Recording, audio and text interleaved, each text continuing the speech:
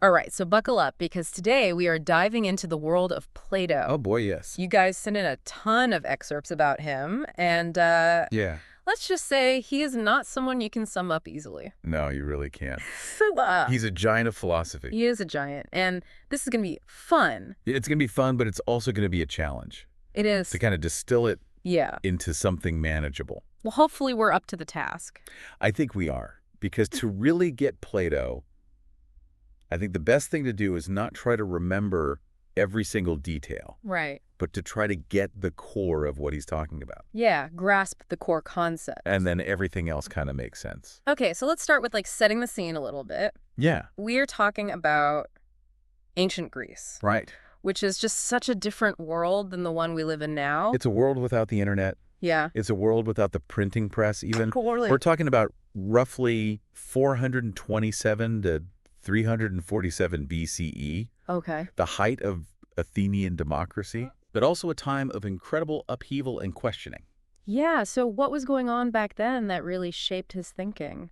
Well, they were grappling with the consequences of their own innovations in a way like us. Oh, interesting. So it's not like he was just coming up with stuff in a vacuum. Right, he's responding to what's around him. Exactly. Yeah, and building on what came before him. And he's got all these predecessors, too, these pre-Socratic philosophers. Well, yeah, tell me about them. These guys were obsessed with figuring out Okay. the fundamental nature of reality. Right. What is stuff made of? Yeah, what is it all? Is it all water like Thales believed, or is it all fire like Heraclitus argued? Okay, so these are questions that still kind of plague us to some degree now. Totally. And so he's building on those ideas. He is, and that's where his teacher comes in. Okay. Socrates. Socrates, the big guy. Socrates is a huge influence on Plato. Yeah. And Socrates believed that true knowledge came from within Okay. through this relentless questioning and self-examination. So he wasn't just lecturing at people, he was getting them to think. He was asking questions constantly. Yeah. He famously said the unexamined life is not worth living. Oh, wow. And Plato really took that to heart. Okay, so we have this backdrop of ancient Greece. Right. We've got all these philosophical questions kind of swirling around, I agree. the nature of reality. Mm-hmm. And then we have Plato coming onto the scene. Here he comes. What's one of his big ideas that he's really known for? One of the big ones is the theory of forms. The theory of form. Yes. And it's kind of hard to wrap your head around, but just imagine there's this world beyond what we can see and touch. Okay. A world of perfect concepts. So perfect concepts. What does that even mean? Have you ever seen a perfectly straight line in real life? No. I mean, everything in real life is always a little bit, Wonky. yeah, a little bit off. Everything we see is flawed, Right? right? Yeah. And that was kind of his point, Okay. is that the things we see around us Okay. are just imperfect copies, of these perfect forms. Got it. That exist in a higher realm of reality. So there's this other level of reality that we can't access Right. that is sort of influencing everything we see around us. Exactly. Oh, It's like we're seeing shadows of the real deal. okay. So there's this whole other world influencing ours that we can't even really perceive. Yeah, and this theory of forms Okay. is like the foundation Right. for all of Plato's thinking. Oh, because this is huge. This underpins everything else. Everything. It influences his views on knowledge, politics, even love. Wow. Okay. So we've got these forms. Yeah. This other world, this other realm influencing ours. Right. How did he get these ideas across? Well, he didn't have Instagram Live or anything like that. Right. This is ancient Greece. He wrote, No, he wrote. Okay. he wrote, Right. but not boring philosophical treatises. Okay. He wrote dialogues, Dialogues. Oh. lively conversations between different characters. Well, so we're getting to listen in on people having these really deep conversations. Exactly. Very cool. Often with Socrates as the main character, debating and challenging other people. Oh, I like that. Yeah. Okay, so what are some of the titles that we see, some of the names of these works? Well, there's the Republic. Okay. There is the Symposium. The Symposium. Yes. I have to admit, I kind of assumed that was all about love and romance. Well, that's what's so brilliant about Plato. Okay. He takes something really familiar, like a dinner party conversation about love, Okay. and he uses it to explore these deep philosophical questions. Oh, cool. He's not just talking about romantic love. Right. He's talking about the love of beauty, the love of knowledge, Wow. the love of the divine. Okay, so he's really using these everyday things as a jumping off point to talk about these much bigger ideas. Exactly. He's making us think. Okay, so we've got Plato, we've got Socrates. He's obviously influenced by Socrates. Yeah. He's wrestling with these big questions about the nature of reality, where do we fit in all of this, what is this other world? But he's not just like alone, right? He's not just like having these thoughts by himself. No, he's in the arena of ideas. He's got to have people he's going back and forth with. Oh, yeah. He's got rivals. He's got people he's going back and forth with. Who are some of the people that he's maybe even arguing against? Well, one group you have to know about are the sophists. The sophists. Okay, and Yes. these guys All right. were the master debaters of the day. Okay. Think high-powered lawyers, Okay. or maybe even savvy politicians, Right. always ready with a clever argument. So they're very skilled at rhetoric and at kind of winning an argument. Exactly. Okay. So if they're so good at using their brains and they're debating, weren't they kind of on Plato's team? Well, not really. Okay, why not? You see, the sophists believed that truth Okay. was relative. Relative meaning. What's true for you might not be true for me. Okay. It all depends on how you see it Yeah. and how well you can argue your case. Okay. Plato, on the other hand, believed in objective truth. So there is something that is true. He thought there are some universal truths out there, Okay. regardless of anyone's opinion. So it's not just like whoever's the best debater wins and that's the truth. Exactly. Interesting. And he saw what the sophists were doing as kind of dangerous. Really? Because if truth is whatever we make it, Right. what happens to things like justice and morality? Yeah, it's like, what's the point of any of it if it's all just Relative. or made up? Right. And these are really dangerous questions in democratic Athens. Right, where like persuasion and rhetoric is everything. Exactly. Persuasion had real power. It makes me think about today Yeah. with the way that we consume information. Right. We have all these different voices. We have all these different perspectives, often arguing with each other.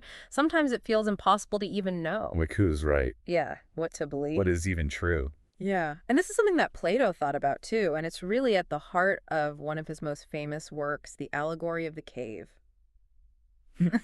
Okay, I was wondering when we were going to get to the cave. Okay, the cave. Yeah, everyone always talks about the cave. The cave, it's such a powerful image, and it's really stayed with people for centuries. Okay, so paint us a picture of what's going on in this cave. All right, so imagine a group of prisoners. Okay. They've lived their whole lives chained up in a cave. Oh, that's awful. I know, right? Not a good place to be. And that they can only see the wall in front of them. Okay. And behind them, there's a fire. So they've never even seen, like, the outside world? No, they've never even seen what's behind them. Wow, okay. Now, imagine people walking past the fire carrying different objects. Okay. And all the prisoners ever see are the shadows of those objects Okay. projected on the wall. So they're mistaking the shadows for reality. Exactly. They don't know any better. Wow. But then one prisoner escapes. Okay. He climbs out of the cave into the sunlight. At first he's blinded. Yeah, that. Right, it's a huge shock to his system. Totally. But then he starts to see the world Yeah. as it really is. Oh, man. He sees the real objects that were casting those shadows. Wow. He sees the sun. Mm. He sees the vastness of the world outside the cave. That must be such an incredible experience. Like, I can only imagine going from this world of shadows to seeing the real deal. It would be life-changing, right? Yeah, totally. And that's where the allegory gets really interesting, because this escaped prisoner, Yeah. he feels this urge to go back. Go back to the camp. Yeah, to go back and tell the others what he's seen. Okay. But when he tries to describe the world outside, Yeah. they don't believe him. Oh, no. They think he's lost it. They're like, you're crazy. Exactly. They're so used to the shadows, they can't even imagine another reality. Wow, that's kind of sad, actually. It is kind of sad. So how does this cave relate to us today? That is the million-dollar question, isn't it? Mm. Think about it. We are bombarded with information from all sides. Constantly. Yeah. Social media, news outlets, even from our friends and family. Right. But how much of that is just shadows? Oh, wow. Distorted reflections of a much more complex reality. So it's like we're all in our own little caves just seeing what we're being shown. In a way, yeah. And Plato's allegory Yeah. is challenging us to break free, Yeah. to question our assumptions, to not just accept what we're told. So how do we even begin to do that? How do we climb out of the cave when we're surrounded by shadows? Right? It can feel overwhelming. It's like we're in this maze, but instead of walls, it's like bad information and. Biases. Yeah. And we don't even know like which way to turn to get out. And I think just like in that allegory, the first step is realizing we're trapped. Okay. Just that awareness that maybe we're not seeing things totally clearly. Okay. And then it's about questioning those things, like, where is this information coming from Okay. for benefits for me thinking this particular way? Yeah. Is there a different way to look at this? So how do we even begin to do that, though? It's not Hmm. like we can just, like, download Plato's brain Right. and suddenly see everything clearly. Yeah, I don't think there's like a one-size-fits-all answer. Right. But I think what Plato would say is that true enlightenment, or like getting out of the cave, it's not really a destination. Okay. It's a journey. It's an ongoing process. Yeah, it's something you're always working on. Okay. And he was a big believer in the power of philosophy, Yeah. of critical thinking, of self-reflection. So, like, really looking at your own biases. Exactly. Yeah. And how those might be distorting the way you see things. So it's not just, like, passively taking in whatever's coming at us, but it's actively engaging Yes. with these ideas. Engaging with the ideas, questioning what we see and hear. It's like that saying, if you're the smartest person in the room, you're in the wrong room. Yeah. Plato would be like, and if you think you have all the answers, you're definitely still in the cave. Totally. 100%. He'd probably have some things to say about algorithms, too. Oh, yeah. I was just thinking that, like, algorithms that keep feeding us the same information. Just keeping us in our own little echo chambers, Yeah. not showing us the full picture. But I think ultimately what Plato offers us Yeah. is this kind of timeless reminder Mm-hmm. that the pursuit of knowledge Yes. is a journey worth taking, It is. even if it's hard, Even if it's uncomfortable. even if it means, like, questioning everything. Exactly. And I think that's what we should leave people with. Okay, so as we kind of wrap up our deep dive into the world of Plato, Yeah. what's the one thing you hope our listener takes away from this conversation? Don't be afraid to question everything. I love that. Don't mistake those shadows on the wall of the cave for reality. Right. Keep searching for that deeper understanding. Exactly. I love it. Keep going on that journey.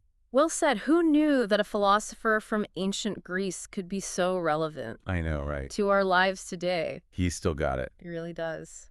Plato may not have had all the answers, but he certainly knew how to ask the right questions. That's what it's all about.